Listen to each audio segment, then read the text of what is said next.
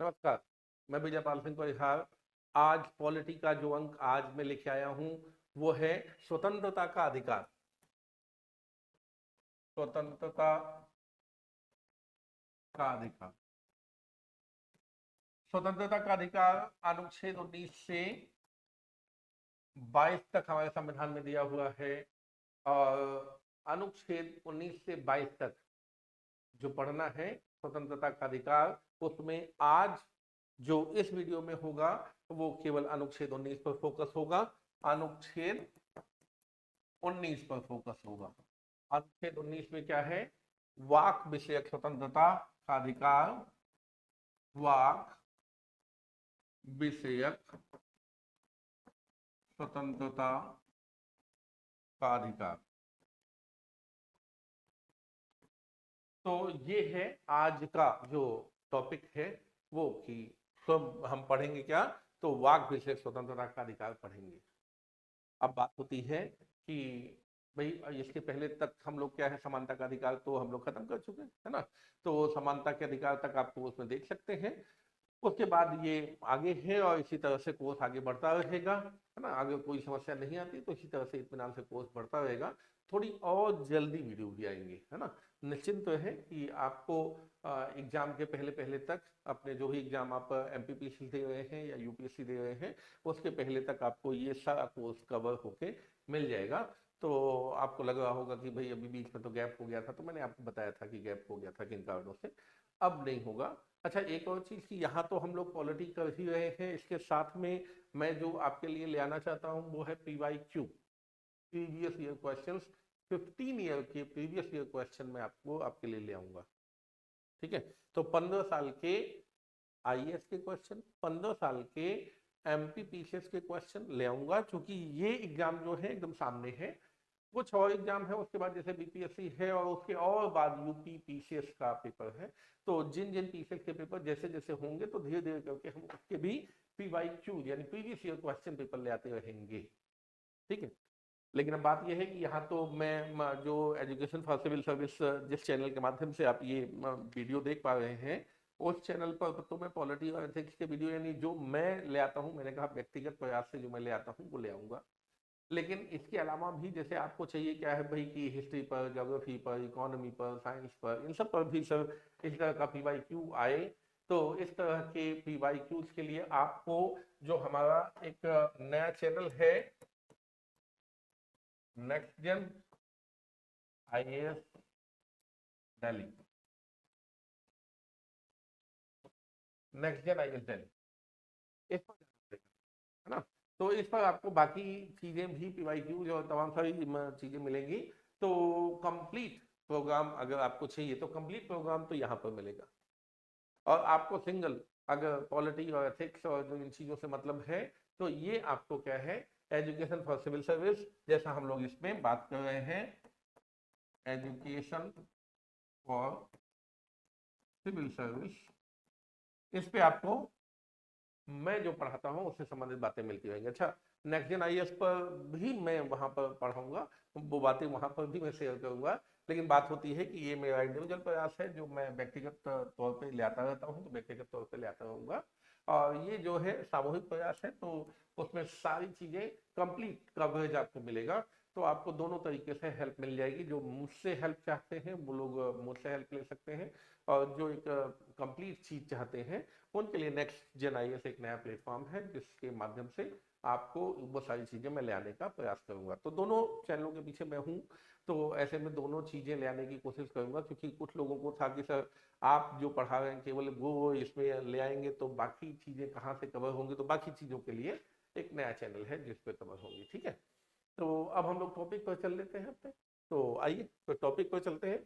तो हमारा टॉपिक क्या है? अनुच्छेद 19। अनुच्छेद 19। अच्छा, अनुच्छेद 19 में क्या है कि अधिकार दिए हुए हैं। तो अनुच्छेद 19 में 6 तरीके के अधिकार दिए हुए। ध्यान रखिए, 7 तरीके का अधिकार था जब हमारा संविधान बना था, लेकिन अभी 6 तरीके के अधिकार ही हैं। कौन कौन से अधिकार हैं? तो देखेंगे क्या है अनुच्छेद 19 में। पहला भाग जो है उसमें ए, बी, सी, डी, ई और जी, ये 6 अधिकार मिलेंगे। ए, बी, सी, डी, ई और उसके बाद जी। तो आप सोच रहे होंगे कि सर एफ का क्या हुआ? एफ तो ये संपत्ति के अधिकार से संबंधित संपत्ति का अधिकार, इससे संबंधित अधिकार था। और इसको क्या है, 44वां संविधान संशोधन, 44वां संविधान संशोधन, इसके माध्यम से 44वें संविधान संशोधन के माध्यम से इसको रिमूव कर दिया गया। तो ये रिमूव हो गया, तो हमारे पास क्या है, ये अधिकार बचे। अच्छा, मैं ये ऐसे क्यों बता रहा हूं, क्योंकि इसका एक स्पेशल स्ट्रक्चर है। अगर आप नहीं समझते हैं, कई बार आप गलती कर जाते हैं, तो इसलिए मैं इसके स्ट्रक्चर को पहले डिफाइन करता हूं और उसके बाद ही मैं अनुच्छेद 19 पे चलता हूं। ठीक है, तो स्ट्रक्चर आपने देख लिया कि ABCD E और उसके बाद G है, F नहीं है, अनुच्छेद 19 से क्या हटा दिया गया। ठीक है, और विधिक अधिकार के तहत जो गया तो संपत्ति का अधिकार, तो उसी के साथ ये अधिकार चला गया है। ठीक है, अब बात करते हैं कि अनुच्छेद 19 के पहले भाग में ही अधिकार है। देखिए दूसरे भाग में क्या है, तीसरे भाग में क्या है, तो समझिए क्या है। दूसरे भाग में जो ये पहले भाग में अधिकार दिया हुआ है, उसका निबंधन यहां दिया हुआ है। यानी 19(1)(a) में अधिकार दिया हुआ है, 19(2) में उसका निबंधन दिया हुआ है, ऐसा। ठीक है, तो ऐसे ही इसका निबंधन 3 में दिया हुआ है, इसका निबंधन 4 में दिया हुआ है, इसका निबंधन 5 में दिया हुआ है। लेकिन यहां पर एक ट्विस्ट है, इसका भी निबंधन 5 में ही दिया। तो कई बार इससे भी लोग धोखा खा जाते हैं, तो यहां भी समझ लीजिएगा। और इसका निबंधन 6 में दिया हुआ है। तो इस तरह से इसके 19 के भाग तो 6 है, लेकिन पहले भाग में अधिकार दिए हुए हैं, दूसरे भाग से 6वें भाग तक निबंधन दिए हुए हैं। निबंधन का मतलब होता है सीमाएं, निबंधन का मतलब होता है सीमाएं। ये सीमाएं क्यों दी गई हैं, क्या दिया गया है, उसके संबंध में थोड़ी सी बात समझते हैं, देखते हैं। ये सबसे पहले हम स्वतंत्रता के अधिकार की बात कर रहे हैं। स्वतंत्रता, स्वतंत्रता ध्यान रखिए, स्वतंत्रता अबाध नहीं होती। कंटिन्यूअस बेसिस पे आपको पूर्ण रूप से स्वतंत्रता कभी भी नहीं मिलती। स्वतंत्रता का मतलब ही होता है कोई ना कोई ग्राउंड, कोई ना कोई नियम, कोई ना कोई व्यवस्था सामने है ना। कोई ना कोई नियम होता है, उस नियम के अंतर्गत आपको स्वतंत्रता दी जाती है। यानी नियम के बाहर जाके आपको वो अधिकार नहीं मिलता। तो एक नियम के अंतर्गत ही आपको ये अधिकार मिल पाएगा, इस बात का ध्यान रखना है। नियम के बाहर नहीं मिल पाएगा। अब बात होती है कि इसका मतलब क्या होता है। स्वतंत्रता, स्वतंत्रता एक परिस्थिति है। परिस्थिति, कैसी परिस्थिति है कि एक व्यक्ति जो चाहे वो कार्य कर सके और जो चाहे वो निर्णय ले सके, लेकिन सीमा में रहते हुए, सीमा में रहते हुए, सीमा से बाहर। यानी सीमा क्या होगी, आप अपने विकास के लिए तो निर्णय लीजिए, लेकिन दूसरों को डिस्टर्ब करने के लिए नहीं। न देश को, न समाज को, न किसी और को डिस्टर्ब करने के लिए अपने निर्णय, अपने कार्य मत कीजिए। अपने फायदे के लिए कार्य कीजिए। तो जो आपको फायदा पहुंचाती हो, दूसरों को नुकसान न पहुंचाती हो, वैसे वाले काम कीजिए। उसकी स्वतंत्रता यहाँ पर अधिकारों के रूप में दी गई है। कहां से कहां तक, अनुच्छेद 19 से 22 तक दी गई है। अनुच्छेद 19 से 22 तक ये चीजें दी गई है। ठीक है, तो अब यहाँ पर चूंकि आप समझ गए, तो हम लोग चलेंगे अनुच्छेद 19 से 22 समझेंगे, और इसमें पहले अनुच्छेद 19 समझेंगे। और उसके पहले भी एक चीज समझेंगे, कुछ ऐसे अधिकार हैं मूल अधिकार के अंतर्गत जो केवल और केवल भारतीय नागरिकों को प्राप्त है। उनमें से अनुच्छेद 19 भी एक है। कौन कौन से ऐसे मूल अधिकार हैं जो केवल और केवल भारतीयों को प्राप्त हैं, तो समझिए क्या है। अनुच्छेद 15, 16, 19, 29 और 30, ये ऐसे अधिकार हैं। इन अनुच्छेदों को केवल और केवल नागरिकों के लिए दिया गया है। तो अनुच्छेद 19 किसके लिए है, केवल और केवल नागरिकों के लिए, यानी विदेशियों को यह अधिकार नहीं मिलेगा। स्वतंत्रता का अधिकार भारत में विदेशियों को नहीं दिया गया है। ठीक है, तो भाई एक समय में क्या है, देश के नागरिक भी रहते हैं, विदेशी भी रहते हैं इसी देश में, लेकिन उनको अधिकार तो मिले हैं। लेकिन ऐसा नहीं है कि सारे अधिकार उनको भी मिले हैं, जैसे हमको मिले थे उनको मिले। तो फिर देशी और विदेशी में यानी नागरिक और बाहर वालों में अंतर क्या रह जाएगा? तो बाहर वालों में अंतर ये है कि उनको ये अधिकार नहीं मिलते जो अनुच्छेद 19 में हम लोग अब पढ़ने वाले हैं। ठीक है, और अनुच्छेद 15-16 जो हम पढ़ गए पहले वो भी नहीं मिला, अनुच्छेद 19 भी नहीं मिलेगा। ठीक है, और अनुच्छेद 29-30 भी नहीं मिलेगा। तो ये अधिकार नहीं मिलेंगे किसको? विदेशियों। तो चलिए अब पढ़ते हैं अनुच्छेद 19। अनुच्छेद 19 एक ए, अनुच्छेद 19 एक ए और अनुच्छेद 19(2) आज का फोकस पॉइंट। अब हम लोग पहुंचे, तो ये है हमारा फोकस पॉइंट। इसमें क्या लिखा है?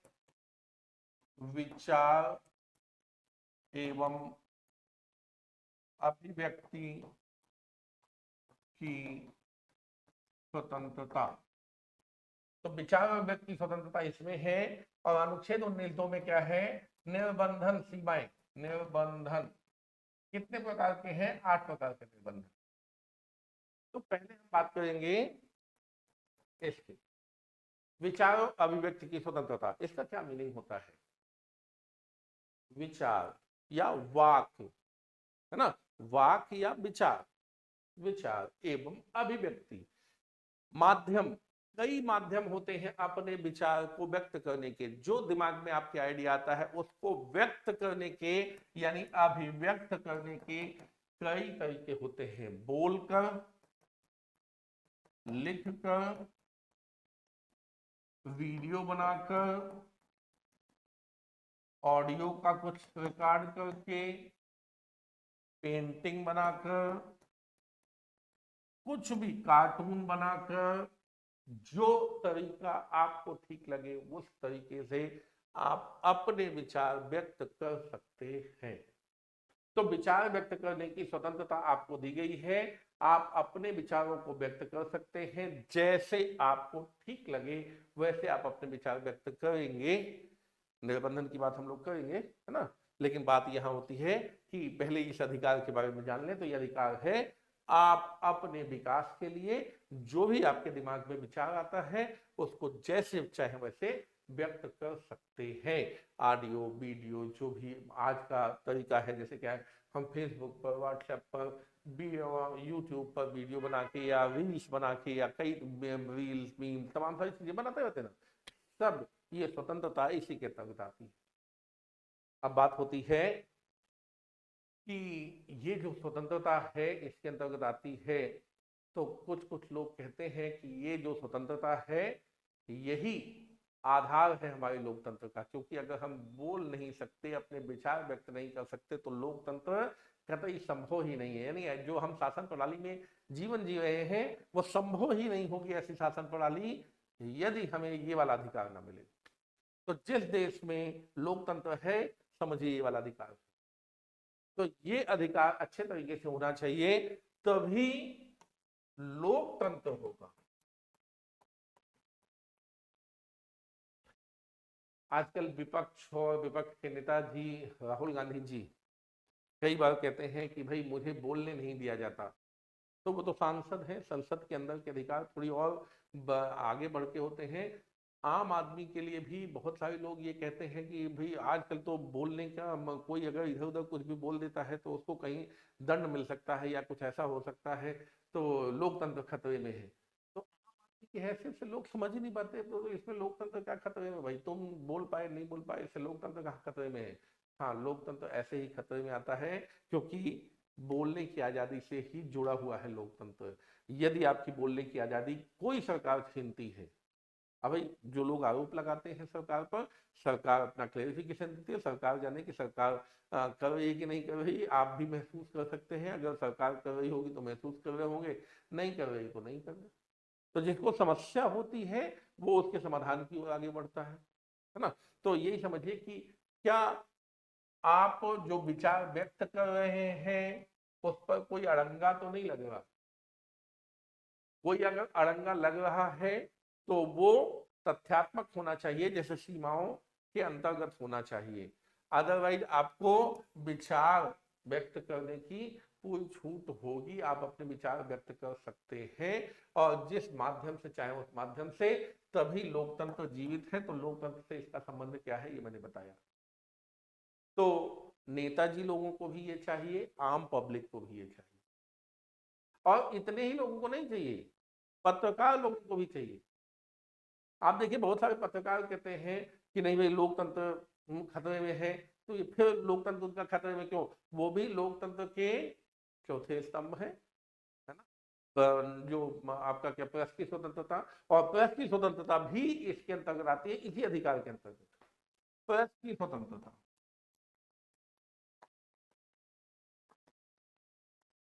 प्रेस क्या करता है? दूसरे के अधिकारों, दूसरे दूसरे के विचार व्यक्त करता है। तो यहाँ कहा गया अपने विचार नहीं, दूसरे के विचार भी व्यक्त करो, तो वो भी आपका अधिकार है। अपने अधिकार तो अपने अधिकार, मान लीजिए किसी से हम बहुत प्रभावित हैं, हम चाहते हैं कि भाई उसका प्रचार प्रसार किया जाए, करिए, मना थोड़े, है ना। उसकी बात को और लोगों तक पहुंचाया जाए। तो ये प्रेस वाले क्या करते हैं, कोई ये घटना हुई उसको उठा के और सब जनता तक पहुंचा दिया, ठीक है। तो सब लोगों तक जो पहुंच रहा है, तो ये अधिकार इनको कहां से मिला? यही अनुच्छेद है जिससे ये अधिकार मिला। तो प्रेस की स्वतंत्रता का अधिकार मिल गया। उसके बाद क्या है? सरकारी व्यवस्था कैसी चल रही है, इसको जानने का अधिकार भी इसी के अंतर्गत आता है, ऐसा सुप्रीम कोर्ट ने बताया। तो हम क्या है? सूचना का अधिकार, सूचना का अधिकार भी इसी अधिकार के अंतर्गत आता है, ऐसा सर्वोच्च न्यायालय कहती है। सर्वोच्च न्यायालय तो ये भी कहती है, अभिव्यक्त करना यानी कुछ बोलना या कुछ लिखना या कुछ वीडियो बनाना के अलावा ये भी अधिकार शामिल है कि जब आप कुछ ना बोले, आप नाराजगी व्यक्त कर रहे हैं, आप कुछ नहीं बोल रहे, तो चुप रहने का अधिकार भी इसी के अंतर्गत आता है। यानी बोलना तो बोलना, चुप रहना, मौन रहने का अधिकार भी इसी के अंतर्गत आता है। तो बोलने का अधिकार, चुप रहने का अधिकार, सूचना का अधिकार, प्रेस की स्वतंत्रता, लोकतंत्र की निर्भरता, सब इसी पर है, इसी अधिकार पर है। यहां तक क्लियर हो रहा है कि ये सब अधिकार कैसे? तो अब आप सोच रहे होंगे कि कितने अधिकार इसके अंतर्गत शामिल हैं। तो भाई क्या है, यही तो डिबेट का मुद्दा है कि कितना बड़ा अधिकार है। ये हमेशा ही डिबेट का मुद्दा बना रहता है, ठीक है। तो कई बार इसमें विवाद पैदा होते हैं, लोग कोर्ट जाते हैं। जैसे एक मामला में बताऊं, नवीन जिंदल जी ने एक बार क्या किया कि उनको राष्ट्रीय भावना से उत्प्रेरित थे, तो उन्होंने अपना एक राष्ट्रीय ध्वज अपने उस पर फहरा दिया, कंपनी और उनकी बिल्डिंगों पर लगा दिया। तो भाई पुलिस वाले आए, बोले सर ये तो गलत बात है, ये क्योंकि सरकारी भवन पर या सरकारी जगहों पर ही इसका इस्तेमाल किया जा सकता है, ये तो आपकी प्राइवेट बिल्डिंग है, तो इस पर इस्तेमाल नहीं किया जा सकता। तो ये हुआ कि भाई हमारी राष्ट्रीय भावना हम व्यक्त करना चाहें, इसमें क्या गलत है? ये तो अच्छी बात है ना। इससे सभी और लोग प्रभावित होंगे और प्रेरित होंगे कि अपने राष्ट्र के विकास के लिए आगे आए, तो इसमें गलत बात थोड़ी है ना। ये तो सबके लिए किया जाना चाहिए, तो बहुत अच्छी भावना है, इसमें गलत क्या है? तो बोले भाई पुलिस वाले तो क्या जाने के, तो बोलते सर हम तो नहीं जानते, लेकिन ऐसा कानून है। तो कानून है तो गलत है कानून, क्योंकि हमको क्या है, अपना विचार व्यक्त करने की आजादी है। तो फिर वो कोर्ट चले गए तो कोर्ट ने निर्णय उनके पक्ष में दिया, और आज हम सब लोग अपनी अपनी बिल्डिंगों पर झंडा फहरा सकते हैं। तो नवीन जिंदल ने ऐसा मौका दिया, क्योंकि उनको ऐसा लगा।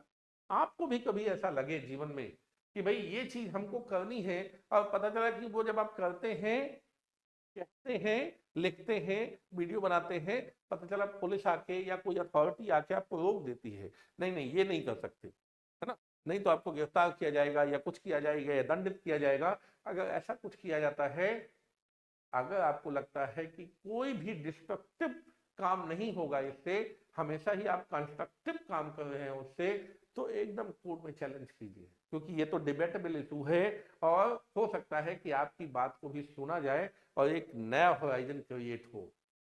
तो स्वतंत्रता का अधिकार लगातार विस्तार पाता चल रहा है दुनिया में, इस पर डिबेट हमेशा बनी रहती है, ठीक है। तो ये एक चर्चा का विषय हमेशा बना रहता है, क्योंकि हम किन चीजों को अभिव्यक्त कर सकते हैं, ये सारा कोई लिस्ट नहीं है कि ये फाइनल एग्जॉस्टिव लिस्ट हो गई। हम कितनी भी चीजों को इसके अंतर्गत शामिल कर सकते हैं। धीरे धीरे सुप्रीम कोर्ट अलग अलग उसके माध्यम से बताता रहता है कि इसके अंतर्गत कौन कौन सी और चीजें शामिल होती है। तो होपफुली आप अधिकार के बारे में क्लियर हुए होंगे। अब करते हैं हम लोग निर्बंधन यानी सीमाओं के बारे में। चलिए भाई, सीमाओं के बारे में बात करते हैं।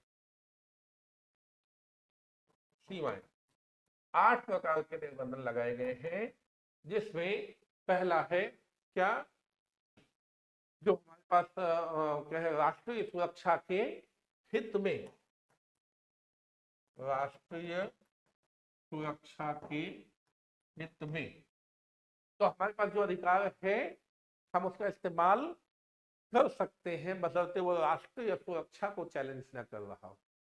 एक घटना सभी को याद है और अक्सर टीवी डिबेट में सामने आती है, वो क्या है कि भारत में जब मुंबई पर हमला हुआ तो हमारे टीवी चैनल तब तक बहुत अपरिपक्व थे, नहीं पता था कि क्या करना चाहिए क्या नहीं करना चाहिए। उन्होंने यहाँ से क्या है, सारे कैमरे लाइव लगा दिए और पूरे भारत ने, इवन पड़ोसी देशों ने भी ये देखा ताज होटल पर किस तरह से हमला हो रहा है। और उस घटना के कारण क्या है, आतंकवादियों को फायदा मिला। हमारे देश में जो हमारे सैनिक लड़ रहे थे उनको कहीं ना कहीं नुकसान हुआ। तो ये राष्ट्रीय सुरक्षा को नुकसान है, ऐसा नहीं करना चाहिए था। दोबारा फिर ऐसी घटना नहीं हुई हमारे देश में। और आज भी उसको याद किया जाता है कि देखिए, ऐसी स्वतंत्रता नहीं चाहिए कि प्रेस, भाई हम एक आदमी करे या प्रेस करे, तो प्रेस ने कैसा स्वतंत्रता का उपयोग किया कि उसने सीधा लाइव दिखाया उस चीज को, और उसका घाटा, उसका खामियाजा देश को भुगतना पड़ा।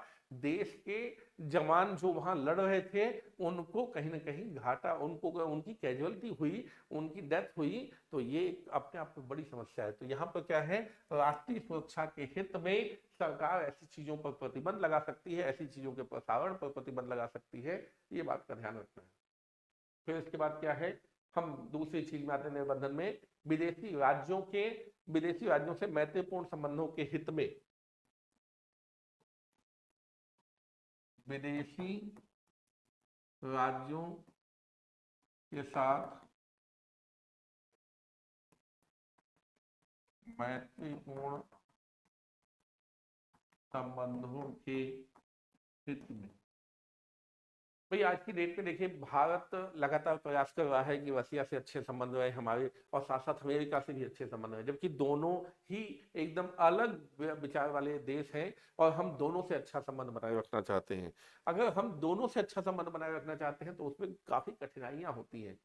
तो कोई, किसी को रसिया नहीं पसंद तो किसी को अमेरिका नहीं पसंद, तो कोई कुछ कहे कोई कुछ कहता है। वही देखो, ऐसा है कि देश का जो स्टैंड है उसी के साथ आपको भी रहना है।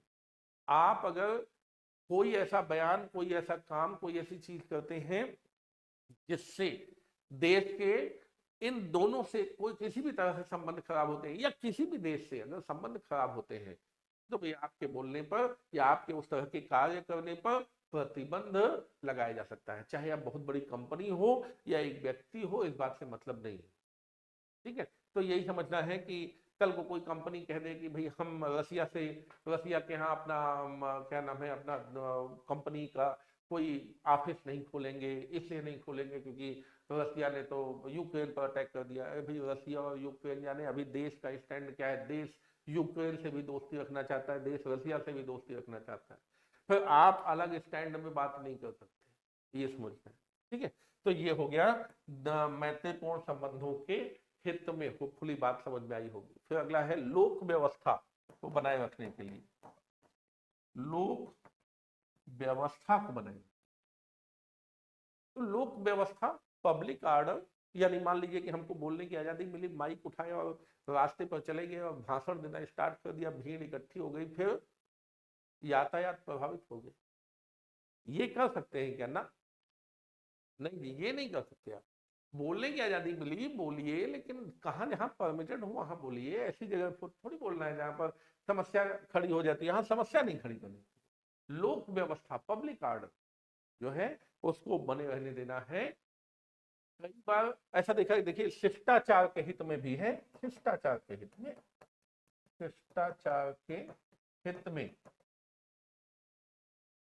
तो शिष्टाचार के विरोध में आप काम नहीं करेंगे। जैसे कुछ लोग क्या होता है, कुछ भी ऊट पटांग कपड़ा पहन के आते हैं। इवन मतलब आप समझिए कि हद तो तब हो जाती है जब कभी कभी हम लोग न्यूज़पेपर में पढ़ते हैं या कभी देखते हैं कि दिल्ली मेट्रो में कोई ऐसी लड़की या कोई ऐसे लोग आ गए जो केवल अंडरगारमेंट में चले आए।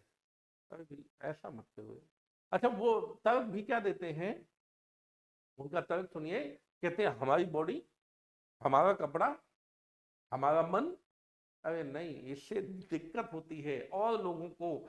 तो अगर आप कुछ ऐसा करते हैं जिससे लोगों को परेशानी होती है, न्यूसेंस क्रिएट होता है, समस्याएं किसी भी तरह की होती हैं, तो यहाँ पर क्या है, गवर्नमेंट को अधिकार है कि गवर्नमेंट फाइनली आपको वहां प्रतिबंधित कर सके, तो गवर्नमेंट वहां जाके आपको प्रतिबंधित करती है। अगला है न्यायालय की अवमानना। न्यायालय की अवमानना। अब न्यायालय ने कोई आदेश दिया है, आप उसके विरोध में बोलने चल देते हैं, न्यायालय का ही विरोध करने लगते हैं। न्यायालय का विरोध मत कीजिए। हाँ, न्यायालय अगर कोई निर्णय देता है, आपको नहीं पसंद है, तो आप किसी और जगह जा सकते हैं। आप भाई, क्या होता है ना कि न्यायपालिका में एक पूरा ग्रेडेशन बना हुआ ना, कि भाई मान लीजिए लोअर कोर्ट से आप परेशान है तो उसके ऊपर जाइए, उस कोर्ट से परेशान है तो उसके ऊपर जाइए, अगर उस कोर्ट से भी परेशान है तो इवन वो अपनी ही पटिशन, अपने ही जो निर्णय होता है उसको कई बार बदलने को तैयार होता है। बोलता है आप तो बोलो ना, आप तो तर्क दो, लेकिन आप तर्क नहीं देते कई बार। और कई ऐसे जगह पे देखे गए कि आतंकवादियों के हित में लोग कहते हैं तो बताओ कोर्ट ने गलत फैसला दे दिया और फलाने आदमी को मार दिया, तो आदमी समझिए क्या है, कोर्ट ने कहा आतंकवादी तो है आतंकवादी। या तो आपके पास या उनके पास कोई तर्क हो जिससे कोई व्यक्ति आतंकवादी नहीं है ये सिद्ध किया जा सके। अगर कोई तर्क नहीं है तो ऐसा है, आप अनर्गल आरोप लगाएंगे तो कोर्ट उठा के जेल फेंक देगी और फिर आप देशद्रोही कहलाएंगे, फिर आप करते रहिए इधर उधर। तो यही समझना है यहाँ पर कि न्यायालय की अवमानना नहीं करना है। ठीक है, न्यायालय की बात नहीं समझ में आती, आपको लगता है नहीं जी हम सेटिस्फाइड नहीं है, ऊपर की कोर्ट में जाइए। अगर ये सुप्रीम कोर्ट है तो उस पर भी कई ऑप्शन मौजूद हैं, आप पिटीशन लगाते रहिए, वो सुनता रहेगा तब तक जब तक आपको न्याय नहीं मिल जाएगा, है ना। राष्ट्रपति जी हैं, उसके ऊपर माफी देने की शक्ति है, तमाम सारी व्यवस्थाएं हैं, इतनी सफिशिएंट व्यवस्थाएं बनाई गई हैं और इतना टाइम मिलता है। आप समझिए अगर किसी को मृत्युदंड दिया जाना तो इतना टाइम देते हैं कि आप कई कई बार अपनी बात रख सकें, ताकि कहीं गलती की गुंजाइश ना हो। फिर गलती हो सकती है, लेकिन इसका यह मतलब नहीं कि आप न्यायालय की अवमानना करने बैठ जाए। और ठीक ऐसे ही मानहानि भी आप नहीं कर सकते, क्योंकि देश गारंटी देता है प्रत्येक व्यक्ति प्रतिष्ठित है। वैसे में अगर आप मानहानि करते हैं, किसी का गाली गलौज करते हैं, गलत बात कहते हैं, ये भी गड़बड़ है। तो अगली चीज, अपराध उद्दीपन का मामला, 7वां, अपराध उद्दीपन, अपराध को बढ़ावा देना। कई कई बार लोग भाषण देते रहते हैं, नेताजी लोग भाषण देते हैं, उनको अंदाजा ही नहीं होता क्या बोल गए। ऐसा बोल जाते हैं कि भाई ऐसा है कि 15 मिनट के लिए पुलिस हटा दो, ऐसा हम कर देंगे, वैसा हम कर देंगे। अरे महोदय, आपस में एक दूसरे को लड़ाना नहीं है। लड़ा के आप चुनाव में क्षणिक कोई फायदा ले सकते हैं, लेकिन अगर लोग आपका सहयोग करते हैं तो आप समझिए आप हमेशा के लिए एक बड़े नेता के तौर पर स्थापित होते हैं। ये छोटके मोटके जो लड़ाई करवा के और थोड़ी सी फायदा लेने वाला जो गेम है ना, वो लोग ना ही खेलें तो ज्यादा अच्छा है, क्योंकि फाइनली ये अपना काम करता है। अगर आप अपराध को बढ़ावा देने वाला कोई भी विचार व्यक्त करते हैं तो आप समझिए, चाहे चुनाव में व्यक्त किया हो चाहे जहां, फिर आपको सजा भुगतने से कोई नहीं रोक सकता। तो अपराध उद्दीपन का जो मामला है उस पर भी ध्यान रखिए। फिर अगला लास्ट है जो देश की एकता और अखंडता, देश की एकता और अखंडता। एक बार सुना गया था कि जेएनयू में कुछ लोगों ने नारा लगाया कि देश तुम्हारे टुकड़े होंगे इंशाल्लाह इंशाल्लाह। जब पुलिस गई, जब पूछने लगे तो कोई नहीं बोल रहा है कौन किसने ऐसा नारा लगाया। नहीं जी, हमने तो लगाया ही नहीं, क्योंकि अगर एविडेंस मिल जाए और सच में किसी ने ऐसा नारा लगाया है तो भाई देश के तो टुकड़े होंगे नहीं, आपके जरूर होने वाले हैं, क्योंकि आपको जो है दंड बढ़िया वाला मिलने वाला है। तो यहाँ समझिए कि ठीक ठाक दंड मिलने वाला है अगर आप इस तरह का कोई हरकत करते हैं, देश को तोड़ने की बात करते हैं, देश के खिलाफ कोई बात करते हैं। भाई सरकार का क्रिटिसिज्म कीजिए, देश को तोड़ने की बात मत कीजिए, समाज को तोड़ने की बात, समाज के लोगों को लड़ाने की बात, ऐसी बातें मत कीजिए, है ना। आप भाई ये हो पॉसिबल है, आप किसी सरकार से नाराज हो जाइए, कोई बात, सरकार से नाराज, सरकार बदल दीजिए, है ना। लोगों को समझाइए कि ये सरकार खराब है, ज्यादा से ज्यादा लोगों को समझाइए। आपको स्वतंत्रता तो मिली हुई है, लोकतंत्र यही तो है, आधारशिला है, मतलब ये अधिकार जो है लोकतंत्र की आधारशिला है, तो यही तो है, समझाइए। लेकिन ये नहीं कि बंदूक उठा के आगे लग जाइए, या एकता अखंडता को नुकसान पहुंचाइए, या कुछ अपराध को बढ़ावा दीजिए, ये सब पॉसिबिलिटी। तो होपफुली ये 8 हो गए, और होपफुली आपको क्लियर हुआ होगा कि किस तरह की सीमाएं लगाई जा सकती है। ध्यान रखिए, इसके अलावा कोई भी कानून बन जाए, ये संविधान की बात मैं बता रहा हूं, कोई भी कानून बनेगा, इस संविधान की बातों को फॉलो करना होगा। यदि कोई कानून ऐसा है जो संविधान से इतर कोई और निबंधन लगाता है, नहीं लगा सकता। संसद कोई नया निबंधन नहीं लगा सकती, ठीक है। कोई कानून, कोई सरकार का आदेश, कोई भी व्यवस्था नया निबंधन नहीं लगा सकती जब तक कि यहां वो निबंधन ना हो। तो ध्यान रखिए, केवल 8 प्रकार, तो कोई नवा प्रकार नहीं है निबंधन का। केवल इन 8 प्रकारों के अलावा यदि किसी भी कानून ने, किसी भी आदेश ने कोई भी निबंधन लगाया है, आप उसके खिलाफ कोर्ट चले जा सकते हैं, ठीक है। तो ये है अनुच्छेद 19(1)(a), और उस पर निबंधन लगाया गया है अनुच्छेद 19(2). तो ये हो गया कंप्लीट, ठीक है। तो एक अधिकार कंप्लीट हुआ, ऐसा नहीं कि अनुच्छेद 19 कंप्लीट हो गया, अभी एक अधिकार केवल कंप्लीट हुआ, ठीक है। तो एक अधिकार कंप्लीट हुआ है। अभी हमारे पास कितने अधिकार है? 5 अधिकार है, 6 अधिकार बताए थे, 5 अधिकार अभी है। अगले वीडियो में पढ़ेंगे, क्योंकि ये वीडियो लंबा हो जाएगा, बहुत लंबे लंबे वीडियो मजा नहीं आती देखने में, है ना। तो इस वीडियो में इतना ही, फिर मिलेंगे अगले वीडियो में, और अनुच्छेद 19 को कंटिन्यू करेंगे और पूरा खत्म करेंगे। अगला जो भी पार्ट आएगा उसमें 5 अधिकार पूरा खत्म करेंगे। थैंक यू वेरी मच, फिर मिलते हैं।